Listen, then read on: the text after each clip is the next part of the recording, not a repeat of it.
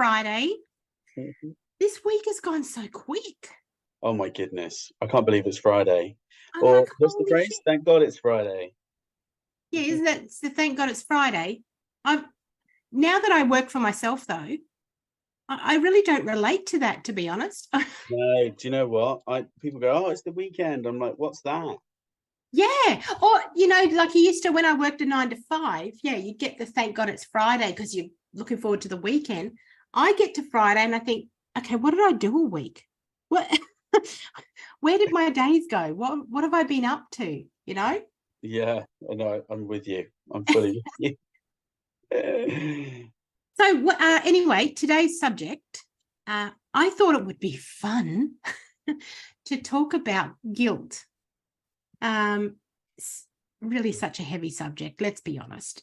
Well, Everyone feels guilt about yes. something, right? I mean, we can all relate. And you haven't heard this before from me, Adam. So, I'm open to constructive feedback. In thinking about guilt, and obviously, we've both had numerous clients, lots of people we've worked with, et cetera, et cetera. And I've come to believe that there are two types of guilt. Okay. Again, totally Ali's model of the world. All right. Mhm. So Hit me, baby, hit me. Hit me, but you're ready for it? You're going to take it? Go for it. Oh, you will take it and you will love it. I will love it.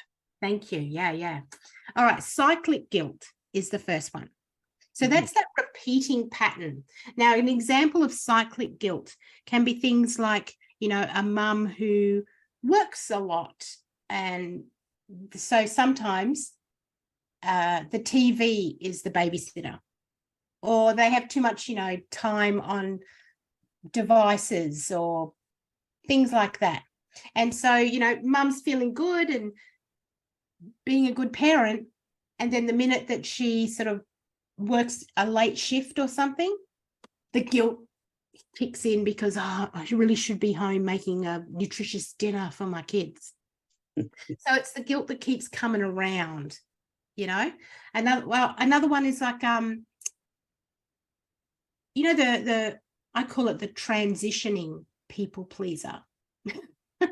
So a people pleaser who is learning how to say no all the time, but they're still in that phase where they say no and feel guilty for saying no.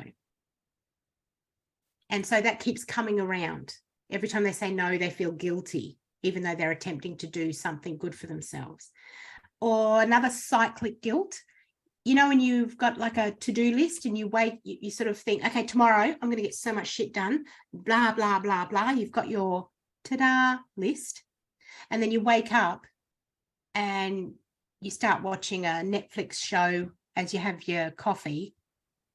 And then you get procrastination comes in and you start, not doing the things. And then you get to the end of the day and you feel guilty because you had a plan to be productive and you did jack all. So then you start to be, down on yourself and you feel guilty that you should have done X, Y, Z, that language, right? I should have. So that's what I mean by cyclic guilt. It can come up and around multiple times. Yeah. Makes sense. Yeah. Cool. Okay. That's guilt number one. Guilt number two is, I call it backpack guilt. Backpack. I don't know where I come up with this shit. Anyway, it's okay. Work with me, just roll with me. Backpack guilt, because we carry that shit with us everywhere, all through our lives. So that's obviously guilt from something that happened in the past that we can't change. When you look at cyclic guilt, that can be changed when we address the action or the belief around it, right? When something from the past, we can't change the action. We get caught, I think, in, I wish I would have done this differently. And so we carry that guilt with us because the truth is we can't do it differently. It's already been done. You can't change the past. So instead, we just, ball it up into a little cluster of guilt, pop it in the backpack, and off we go. And yeah, you got me, haven't you? I get it. It's So yeah, thoughts, discuss, Adam, about cyclic and backpack guilt. well, I mean, like you say, I mean, it's a choice. It's a choice, though, isn't it? It's a choice to kind of to buy into it. It's whether then it's about telling yourself the truth and being responsible for it and being like, well, did you actually act in a way that, I don't know, violated your moral code or somebody else's moral code, or did injury to someone? Did you act like that kind of on purpose, or are you just perceiving that you did something wrong? Or because a lot of the time there's no real objective reason for even feeling guilty. Yeah, right. It's just a made up situation. Like, Yeah. So like you talked about parental guilt. Yeah. So, I don't think I've met any parent that's not had that kind of scenario happen. I'm not a parent Exactly. myself, only to doggies, and I mean I feel guilty about them sometimes. You Not still get feeding them until, parental guilt with the I pups, still, for sure. most definitely. I mean, yesterday I forgot to feed them until like 3 p.m. and I was just like, oh my god, I'm a terrible parent. Right, there it Like, is, parental so guilt, right so there. it does happen. Not spending enough time with your kids or the dogs or the cat, or what else. Or Loved ones. if you make mistakes in Yeah. parenting, I mean, that's another subject in itself. Is it even a mistake? I mean, Mm. you don't know what you don't know, and if it's the first time you've ever done something, then whatever. Don't beat yourself up about it. But it's it's really based on a perception, isn't it? Because what one person feels guilty about, somebody else who's got a different set of values and beliefs, Mm. as a system, won't necessarily feel guilty about the same thing whatsoever. So it is Yeah. an individual thing. Yeah, for sure. And then talking about unmet expectations. Yeah. Wake up in the in the morning, and we've talked about that, haven't we? Yeah, Expectations, we have. all that kind of stuff. That kind of guilt that stems from um, those expectations or standards that an individual has set for themselves, or there's the general consensus of a standard, and you fail to meet that. That generally kind of it involves feelings of inadequacy, not achieving the goals, falling Mm. short of personal ideals. Mm. It's like, well, okay, well, you woke up with an intention to do X, Y, Z in the day, and then you didn't do it. So it's just an excuse at the end of the day. So sitting there at the end of the day and then feeling guilty and beating yourself up about it is absolutely pointless and counterproductive, Yeah, exactly. isn't it? It's Yeah. totally pointless. When you really get down to it, guilt at its core is when our belief is mismatched with the action. There's a Yes. there's a conflict, isn't there? We feel one way, we act another, or we believe one thing and act a different way. So I'll give you an example that's, I mean, it's quite broad, however, just to get my point across.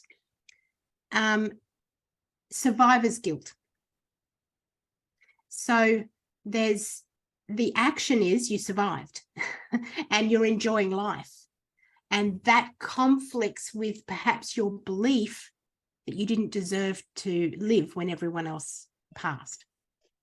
So because the belief and the action are in conflict, in psychology, it's called cognitive dissonance. When the action and the belief are in conflict with each other, what we often do is we spend a lot of conscious energy in trying to rationalize the action. Yeah. Which is, like you said, make excuses, or look at you rationalize the action. Now, the problem with that, though, is, as you've just pointed out, Adam, you can rationalize the action. The problem is the value or the belief that's unconscious. Yes, So exactly. The rationalization is all surface shit. 100%. It's not going to have any long lasting change in your life, because where the change actually has to happen is Yeah. at the belief in the unconscious level. We've either got to Yeah. change the belief or change the action, Well, right? absolutely. And I mean, you just hit the nail on the head. And Thanks so much. we've been in, as you very often do, darling. Oh, thank Um, you, thank you, thank you. so, I don't know if you'll remember, or I'm sure you'll remember, because we were in, we did a lot of our education, um, We were together. study What buddies. what with study buddies, Study babe? buddies. What affects us is unconscious. Yep. And it always is, because if you're consciously aware of something, it's a whole different ballgame. But if you're unconscious and unaware of it, it's just default programming, and it's Exactly. just that programming. So the good news is it can be reprogrammed. Um, Guilt, it can also serve as a what's the word? Moral compass. Oh, yeah, yeah, for sure. So if you put a positive spin on it, it can guide someone to recognize their actions, take responsibility for the behavior, and make amends where necessary. Um, you know, Yeah. um, so I think if you notice that kind of feeling and become aware of it, so it's conscious and not unconscious, Mm. and reflect on the actions that were taken, learn from the mistakes, you know make sure that you're behaving in a more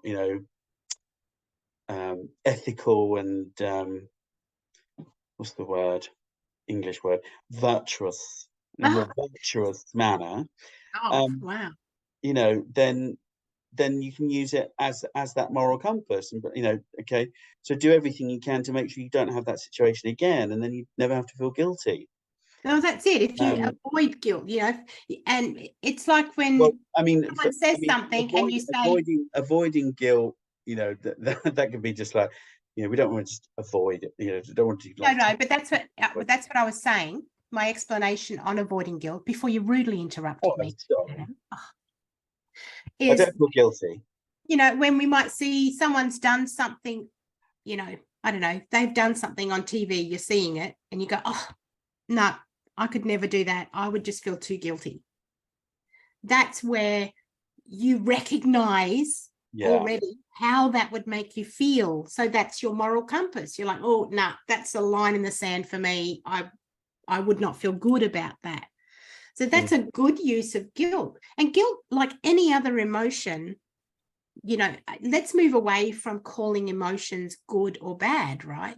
Yeah, it's just It's, polarity, isn't it?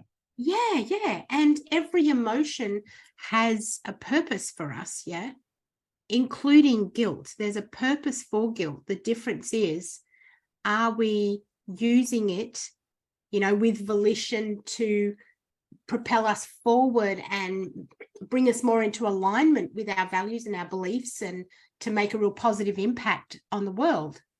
Or are we using the emotion to limit us or limit other people and hold us back? Yeah, because you can still it's about being aware. Do you use the guilt to then go and do something that you wouldn't normally do, but you're just doing it just because you feel guilty? Yeah, That's not healthy.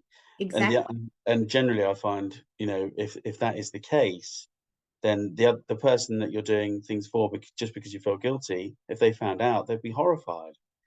And then, so really, you sort of doing an injury to a relationship, or in the grand scheme of things, some people stay in relationships just because they feel guilty for leaving. And, well, I Yes, wouldn't want someone to be with me just because somebody felt guilty, would you? exactly. There's all kinds of spins on it. Yeah, Again, it's not good or bad. It's just, is it having a positive effect, or is it yeah, having a negative effect?